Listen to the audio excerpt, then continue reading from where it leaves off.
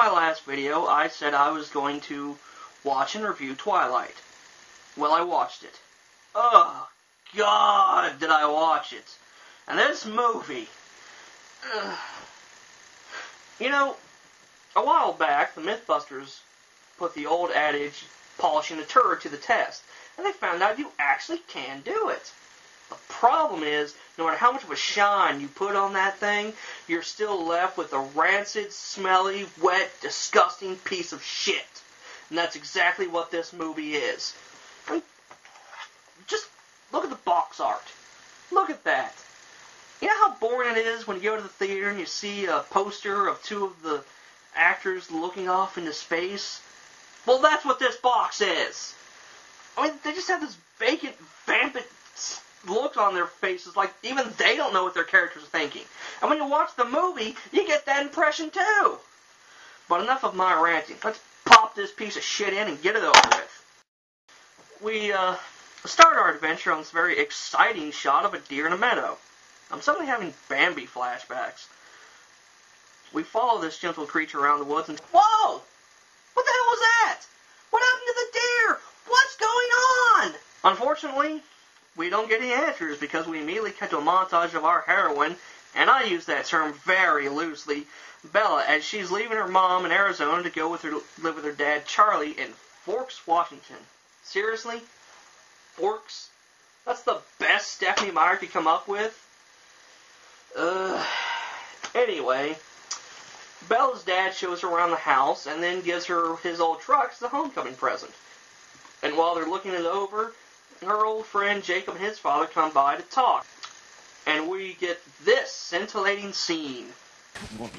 Yeah, bring it. Hi, I'm Jacob. Yeah. We used to make mud pies when we were little. Right. No, I remember. Am I always like this? It's getting worse with old age. Is it wrong I'm more interested in what the dads are doing in the background than the main characters? After that exciting scene, we cut to Bella's first day at school. You're Isabel Swan, the new girl. Hi, I'm Eric, the eyes and ears of this place. You're, Isabella, right? Just Bella. Where everyone already knows everything about her. Hey, you're from Arizona, right? Seriously, how do these people know all this stuff? When does that ever happen to the new kid in school? People barely talk to them. They don't know their own personal bio right away. And keep in mind, the movie's just beginning. We're in for a long ride here, people. Next, we move to the cafeteria where Bella and her new friends / stalkers are having lunch. It's there that we're introduced to the mysterious Cullen family. And no, Peter's not among them. Yeah, because they're all together. Like, together. That's creepy. That's like if Mr. and Mrs. Brady decided, well, kids, I know you're supposed to think of each other's brother and sister, but we decided you are couples after all, so get to it. I mean, that alone doesn't raise any red flags with people. It's also in this creepy-ass moment that we get to meet our hero, and again, I use that word extremely loosely, Edward Cullen, and his odd hair. Seriously, that hair is the scariest thing in this movie. So from there, we move on to the chemistry class where... What the hell was that? Did she just walk into a shampoo commercial? Life got you down? Tired of everyone trying to be your friend? Depressed your undead lover doesn't pay you any attention? Then capture his unbeating heart with Ode de Vampire. After that rather odd moment and a tense first encounter between Edward and Bella, we find Bella and her dad in the local diner, where even the 40-year-old men are trying to hit on her. Hey, Bella. Yeah, you remember me? I played Santa one year. Yeah, Waylon, she hasn't had a Christmas here since she was 4. I bet I made an impression, though, didn't I? And that's why he's no longer allowed in the mall. So then we see...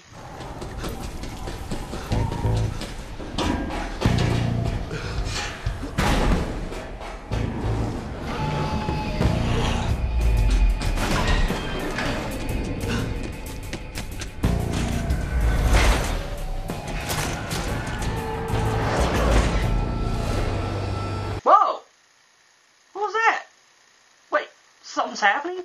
Is a plot actually trying to emerge? Is something cool about to happen? Oh, crap, I guess not. So we're back at Bella's house where we find her getting ready to go to school when...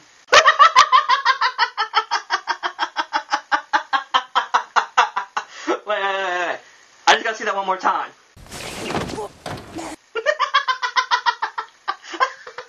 Okay, again.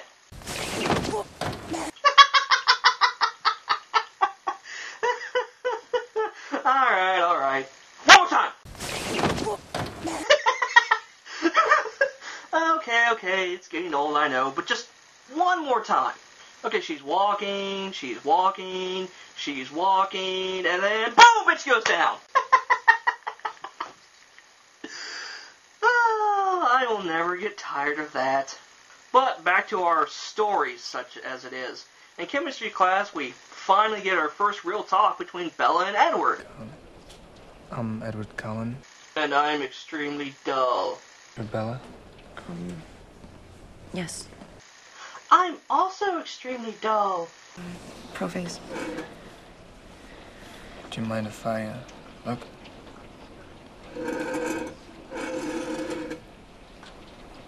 It's Prophase. Like I said. Man, can't you just feel the hot, steamy romance between them? Yeah, me neither. After school, Bella's about to leave when a car suddenly comes speeding towards her out of control. Move! Move, woman! Move, bitch! Get out the way! Oh, dear God, I just quoted Ludacris. I hate this movie! Thankfully, though, Edward's there to save her by catching the car. And then more awkwardness pursues.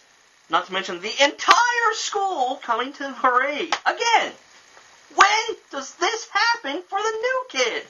I'm sure there are people who've been there forever that wouldn't get this kind of attention when this happened. Well, Bella's taken to the hospital to see if she's okay, even though nothing actually happened to her, and we're finally introduced to the esteemed Dr. Cullen. Oh my God, what is wrong with him? I know he's supposed to be a vampire and all, but, I mean, damn! He's very pale. I'm paler than most people.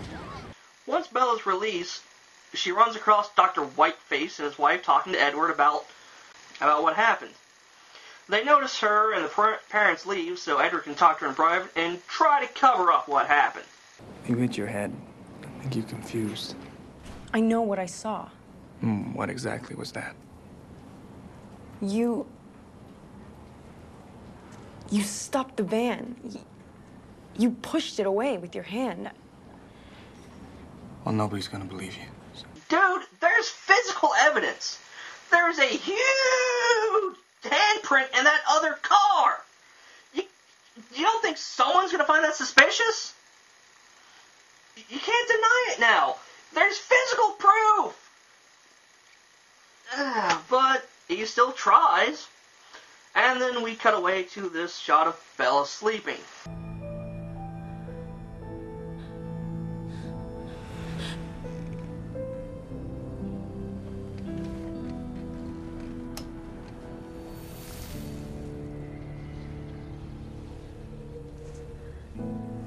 Well, that's extremely creepy.